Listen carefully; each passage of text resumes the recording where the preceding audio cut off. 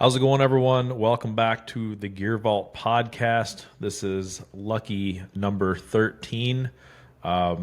Seems like things are going by faster than I would have expected. It just seems like time's always flying. But today, we're going to talk about the viability of the 22 ARC as a deer hunting cartridge.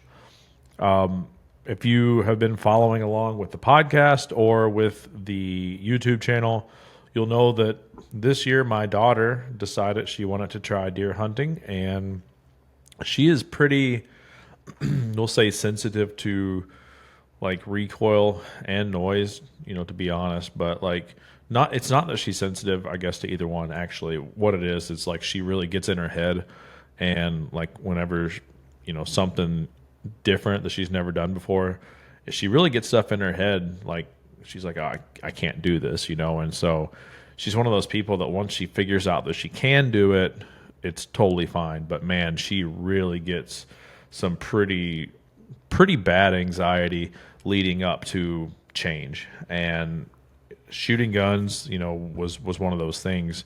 I mean, even just last year, so Christmas of 2024, my parents got her like a Red Ryder style BB gun, and it was like pulling teeth to get her to shoot it. And actually, now that I think about it, I don't know if she ever actually shot it, just because she was like, "Oh, it's going to be too loud." Like she gets in her head that bad.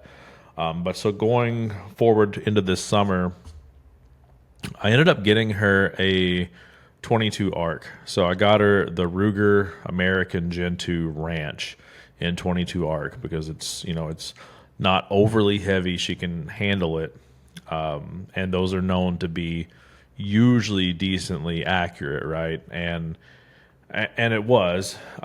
It's totally fine, especially for a youth hunting rifle. But it took a lot to get her to shoot it. It really did, and she finally did. And there's zero recoil with the 22 ARC, so that was awesome. I mean, it's fun to shoot it because, like I said, it's no recoil.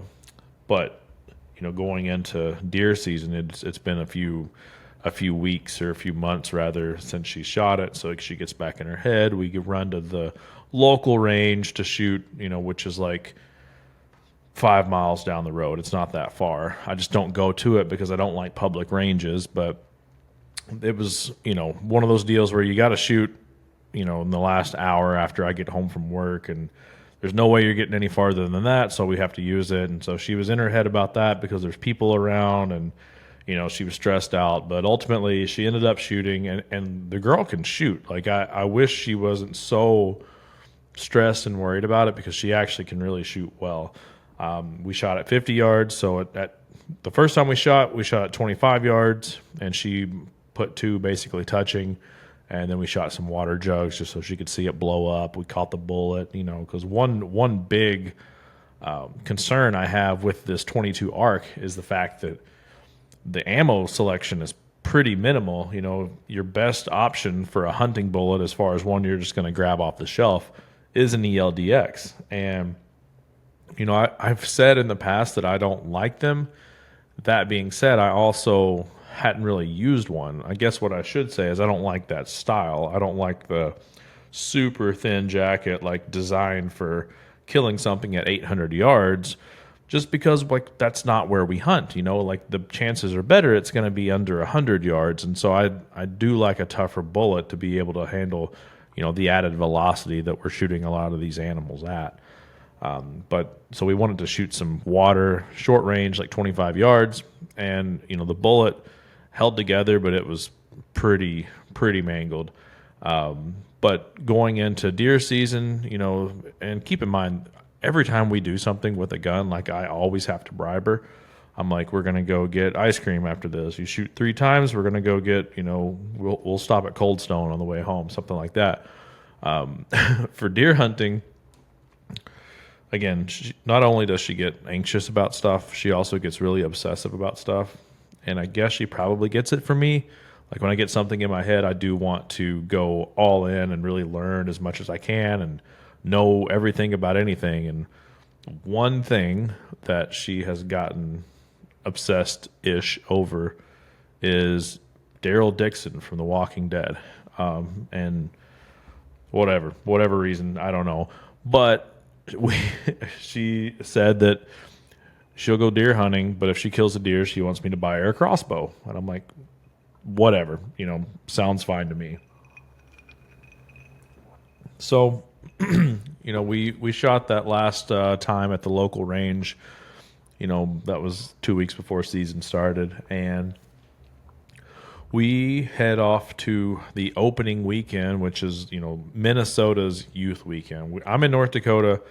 We deer hunt in Minnesota just because the part of North Dakota I'm in, there's not a lot of deer, and the deer that there are on private property. Not a lot of public here, so we hunt Minnesota because my family does have some land up there, so we do hunt private over there. But that's what we hunted, was Minnesota opening weekend for youth. And we get there, and again, she's all concerned and anxious and whatever, and so now I guess depending on what your idea of hunting is, like our setup there is hunting out of buildings and like shooting houses, whatever you want to call them, blinds. But these are insulated little 10 by 10s with propane heaters. I mean, they're honestly super nice. If you haven't, if you've been hunting out of a ladder stand in the 0-degree temperatures, these stands are awesome, and they're super good for kids because they can make a little bit more noise, and they can make they can move around a little bit, and it's not the end of the world. And there's space. You can put 3 chairs in these things, and my wife, me, her, we can fit in there pretty comfortably.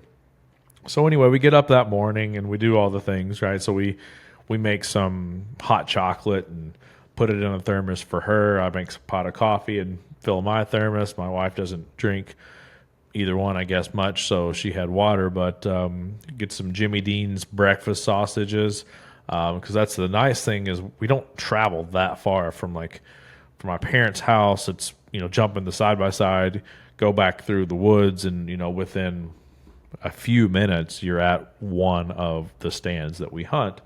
And so we can microwave up some Jimmy Dean sausage. I'll wrap it in aluminum foil or something and throw it in my backpack. And when I get there and get everything set up, there's time to eat the sausage, and it's warm, which is super nice. And if it's not, with the little propane heaters there, so you just you got it in aluminum foil, you just throw it on top there, and it's pretty nice. I'm not gonna lie. I've heated up a few Pop-Tarts on it like that. It ain't bad.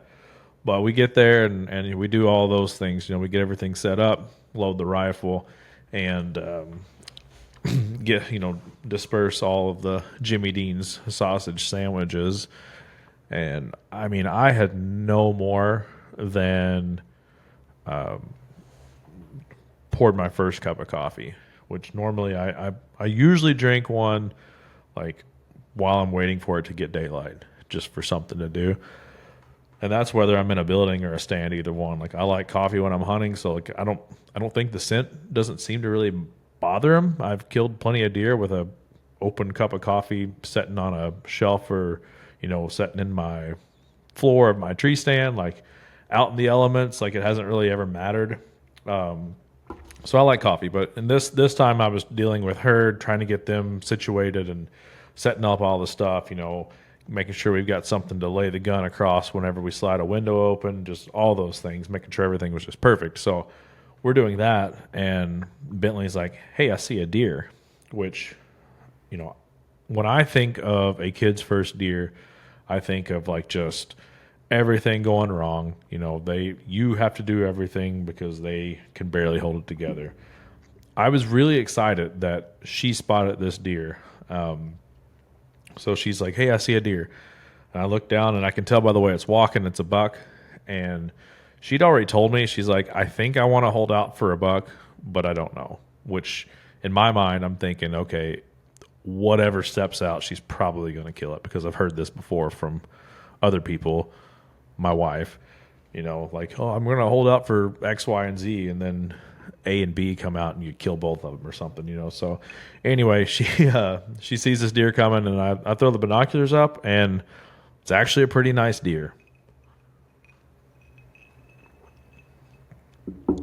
Not a giant by any means, but heavy, you know, like you could tell it wasn't a 2.5-year-old deer, I guess is what I'm saying. Like it was a mature-ish buck.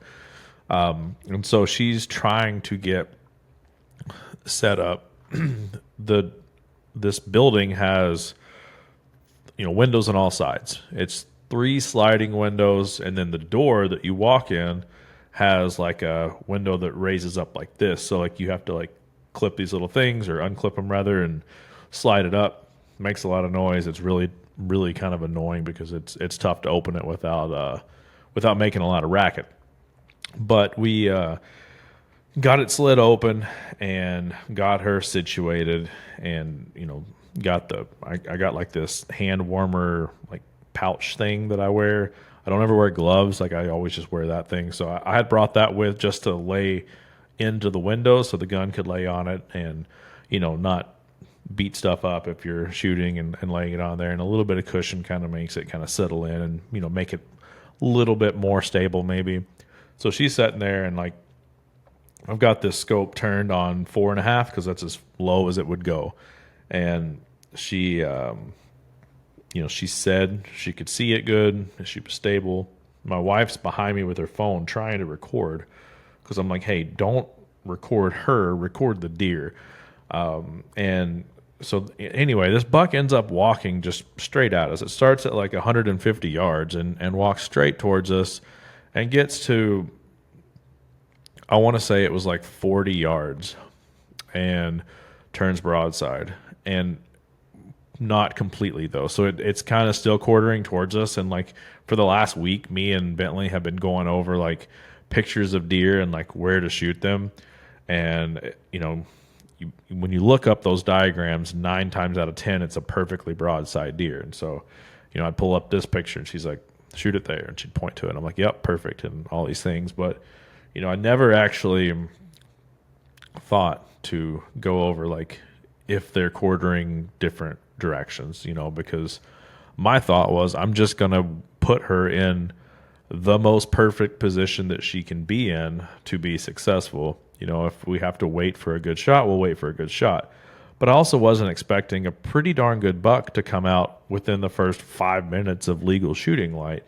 And so we weren't going to let this one get away, or at least we wasn't going to try to. So it stops at, like I said, about 40 yards, and it's quartering a little bit towards us. And I told her, I said, put it right on the shoulder. And I think she said something along the lines of, I don't know what that means. And I'm like, well, yeah, why would you? Because I haven't taught you that. And I was like, just put it in the middle of the shoulder. Put it in the middle of its, you know, I didn't want to say leg because I was afraid she would put it in the middle up and down. I was like, put it in the middle of its shoulder, squeeze the trigger. And so she shot. And it didn't jump a lot. It didn't kick. The only thing it did was jump straight in, like, it didn't jump up, I guess. It jumped straight into the woods. And when I say woods, this is like aspen cut that has been cut like 2 years ago. So it's super thick and like not real tall. But it jumped into there, and I'm looking, we have like, you know, it's coming down this path here. And then there's thick stuff that's probably 50 yards wide that goes as far as you can see back into just swamp. And then there's another path, another thin spot of brush, and then one more path, and then it's just swamp. So I've got like 3 shooting lanes, and it had come on the one, and it never crossed and went into another shooting lane. So I was like, one of 2 things has happened. It's either jumped straight in and died, or if it did run, it went in and ran straight away from us. But my gut was telling me that the thing was laying, you know, within eyesight of where she had shot it. So we get everything together, walk down there, and there is 0 blood. And I mean nothing. There's no hair. There's barely any tracks from when it took off. You know, and this stuff is so thick but it's not grassy. So it's just really thick, stemmy stuff that does not make a trail when you walk through it. Normally if you're in the situation, you can see, like, even if you don't have blood, you can kind of see where that deer ran and kind of trail it, even if you don't have anything else but just the impression that it made on the ground. We didn't have that. And when I say this area is like the area that's between the two shooting lanes is probably 50 yards wide and maybe 100 yards long. And I combed that thing. We all combed that thing back and forth, back and forth. And I'm like, man, where the heck did this thing go? And to be honest, I was getting pretty discouraged, thinking that, this is like the worst case scenario, especially for a young kid. Like I've wounded deer before, and it's a sickening feeling. And to do that as an 11-year-old, as your first deer, when you're already kind of emotional and anxious like that, I'm like, this is terrible. She's probably never going to hunt again. I was just about to call my dad and have him bring like a hound or one of his bird dogs or something and put in here and like see if they could track it and figure out where this thing went. And in all this, my daughter, she was wandering around in this super thick. I mean, it's bad.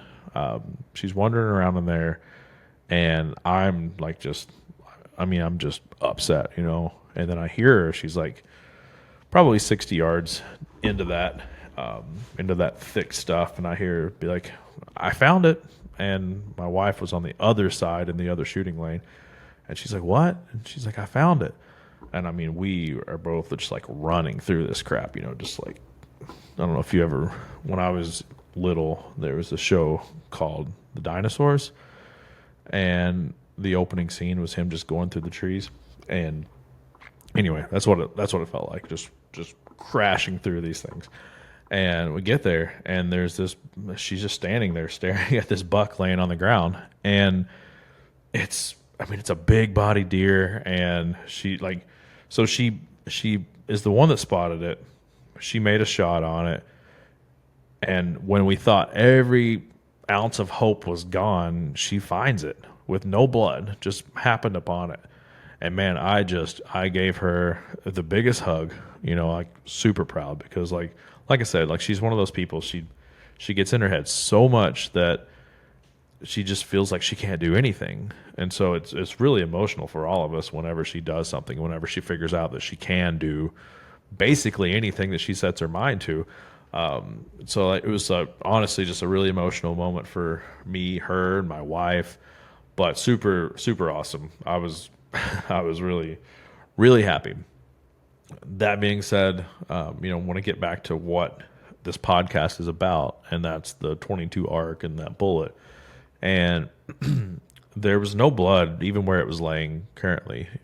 There was nothing. When I rolled it over, the entrance hole had bled out a little bit, maybe size of a softball of blood on the ground, because it had been laying there for, honestly, probably 45 minutes at this point. But we pull it out, and at the time, I'm not really thinking about bullet performance and all that stuff, ballistics. I'm not really thinking about that. I'm just like super excited. But we pull it out. We take a ton of pictures. It was awesome. She sits there. She eats her honey bun, because she ate her breakfast sandwich, before the deer came out, but she never got into the deer hunting snacks, the fudge rounds and the Christmas trees and the cosmic brownies and all those things. So she hadn't ate a honey bun yet. So she sat there while me and Ashley are gutting this deer, and she's eating her honey bun and watching, and it was just awesome. But, what I noticed was that the bullet didn't exit, and I'm thinking more than likely what has happened is this little ELDX bullet has essentially blown up on that shoulder that, I told her to shoot. Well, turns out she actually had shot perfectly if the deer had been broadside. So Just imagine a deer perfectly broadside. Where would you shoot to hit all the vitals? Right behind the front leg. That's where she shot. Only it was angling towards us, so essentially hit it too far back. And what had ended up happening was she hit like one lung and a little bit of the heart, and the bullet had went in and lodged in between I think it was the second or third rib back, basically. And we did recover the bullet. It's comically small. Like it's so weird. Like, because this deer was big. I want to say, I'm trying to think what the thing weighed. Like 180 maybe field dress. Like, it wasn't a small deer by any means. It was a good sized buck. But this little 80 grain ELDX, this little tiny thing, and goes through there, and the deer actually didn't go that far. It only went probably 40 or 50 yards. It didn't bleed at all, and it was super thick. So the only way to find it was to basically stand on it. Just weird that little bullet can take something like that down. But again, it had lodged under the skin. We did cut it out, and I do have that bullet here to show you. We're going to weigh it. But I'll be honest, like I actually wasn't unhappy with the way that thing performed, because keep in mind, we're at 40 yards, so the speed was pretty decent. Now, granted, out of the 16-inch barrel, that speed is much slower than a lot are going to be in a 22 arc. And because the way I look at it is this ELDX bullet, is the 22 Creedmoor with that bullet, is that a good deer cartridge? That's kind of the way I'm looking at it. And so I think that we were probably right on the ragged edge of too close for that speed. And that's a 40-yard shot with a 16-inch barrel with a 22 arc. So I still would probably say that if you're going to be under 100 yards, with a 22, 24-inch barrel, or if you're going to be under 100 yards with most any barrel with a 22 Creedmoor, because you're going to be pushing it faster, probably not the best option for a bullet. But what else is there for bullet options? Well, I did find one. We'll talk about that in a second. But first, I want to show you this bullet that we dug out. Let's weigh it and see what we got.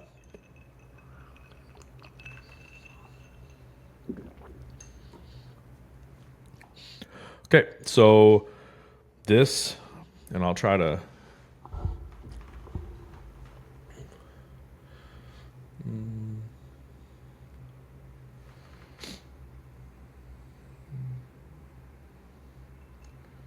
not sure, the autofocus is being weird, but basically you get the idea.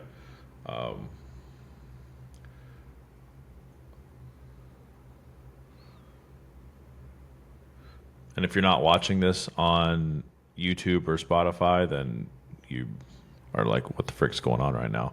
I'm basically just showing the camera the bullet. It's still connected as far as like the lead and the jacket have not separated. And sometimes I think that's just a function of like how it peels back. This one kind of peeled back in a way that seems like it would like lock it into place. Whatever the reason is, I don't really care about that. But bullet, lead, and jacket are together, and I would say, just looking at it, that we probably got like 2x expansion, maybe even a little bit more. Because keep in mind, these they're 22 caliber, they're not very wide. But the way it peeled back, we do have a good amount of expansion. I will throw it on my little scale here, and we'll see what the recovered weight of this bullet is.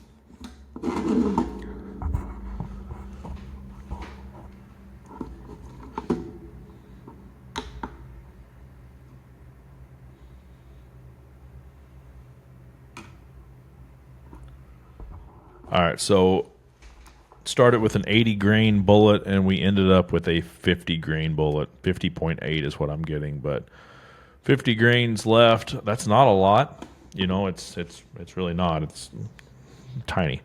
But the fact is, it did the job. That's kind of what I want to get at with this is it doesn't apparently take that much. The energy that deer was struck with was not a lot. Bullet weight was not a lot, and the velocity wasn't crazy. Like little bitty thing. So I guess what I'm saying is, yeah, it is a viable deer cartridge because if that rifle will hold together at that speed and that distance, then I know that thing is going to hold together at you know 1, 2, 300 yards. Like it's going to perform probably darn near identical to that. It's going to expand and it's going to hold together. I probably wouldn't be trying to shoot through shoulder, making an attempt to go through ribs if possible. But I don't know. I mean, that ELDX bullet definitely holds together better than like some of the SSTs that I've shot. I know for a fact an SST of almost any caliber cartridge combination at 40 yards is going to blow up. I've seen it time and time again. But the ELDX seems to be holding together better. Seems to be performing more like an interlock or something like that. So I guess I mean I'm not unhappy with it is what I'm getting at. It seems like a pretty decent option, but there is one other option, or I guess a couple other options. So Copper Creek Cartridge Company, or Copper Creek, I don't know, but if you just search Copper Creek ammo, you're gonna find it. They load 22 ARC and I think 22 Creedmoor as well, but for sure 22 ARC. They load it with like the 77 grain LRX and the 78 TSX, I believe. They also have a 70 grain AccuBond. They've got a few like monolithic and bonded bullets that they load, and I think that those would probably be potentially better options if you're looking at hunting bigger game at potentially closer distance. I think that would be a pretty good option. And so like for a 22 ARC for me, like I don't really have a use for it other than maybe like varmint or something. But if this is going to be for my daughter to use, like she's not going to be shooting past 200 yards because I'm probably not going to let her until I feel comfortable with her doing that. So I need a plan that shots are going to be on the shorter end. And so I think that, the like a monolithic or something like that's probably a better option for us to go with. And so I did actually end up buying a box of Copper Creek's 77 LRXs, and I haven't got to shoot them yet. They actually came in, I think one day, maybe like the day we left to take off to go up to my parents, they showed up, and I wasn't obviously going to try to, force a range trip and change the ammo because it was already dialed, and at a certain point, accuracy is more important than anything, right? So I felt confident in her ability to put the bullet where she wanted it, so that's what we went with. But I am curious to see how these 77 grain LRXs would perform. Guys, I think that's all I want to say in this podcast today. I just really wanted to talk about the bullet performance and everything, and that 22 ARC. It's such a low recoiling cartridge that I think that it just makes a lot of sense for some like really new shooters or super small statured shooters. I mean, because there is no recoil, and it does appear that it is a viable deer cartridge. I would just caution you to keep in mind what bullets you're using and the limits that are there. I guess there are limits. Whether it be distance or speed or body structure, like there are limits. Keep that in mind. But otherwise, like I say, if that's what it takes, if you need a low recoiling cartridge to be able to get your kid into the woods, go for it. I don't think you're going to be unhappy with it at all. If you're looking for mule deer, probably getting to the point of pushing it, and anything above that is probably definitely pushing it. But I'm just thinking like a youth deer cartridge, it seems to be a super viable option. Definitely look at Copper Creek, see what some of those other ammo options are about. Maybe one of those would suit you better. But, like I said, I was pleasantly surprised. I was a little skeptical, especially of that ELDX bullet, but 40 yards, hit some ribs. That's the only reason that didn't go. If it had not hit a rib and would have exited, we'd have had a heck of a blood trail, I'm sure. But that's the way it happened, and we didn't have blood, and it is what it is. But it all added to our story. It all added to the excitement, the roller coaster that is deer hunting, the ups and the downs. And, we go from that super low valley of thinking the thing is gone forever to the super high peak that she found it herself. So, it's all a learning game, and I'm learning something every day. It doesn't take a 338 Win Mag to knock a whitetail over, that's for sure. But you can do it with the 22 arc. So, guys, I appreciate you listening, and if you have questions about the 22 arc or anything else for that matter, just let me know. I'd be happy to talk to you or answer them. Let me know what kind of content you want to see in the future. And obviously, I did change up my setup here. I guess I should have talked about that, but this is my office at work. This is my 8 to 5 job here. I had to move my stuff here though because it was getting a little cold in the garage, and uninsulated garage and North Dakota, the winters do not really mesh. So we moved it here for the time being, but I think this actually might work better for having guests on, because now I have my screen that I can see, and we're just going off of a webcam. I hope a good quality webcam. I hope this looks okay for you all. But this will make it better to actually have guests on. I think. Excited to talk to some subject matter experts, hopefully. And if you have somebody that you think would be a good option for a guest for me, let me know. Keeping in mind that I do like to talk about gear, and so if you got a guy that likes to talk about gear, let me know. I'd love to have somebody on. So I will let you all go. Till next time, y'all be safe.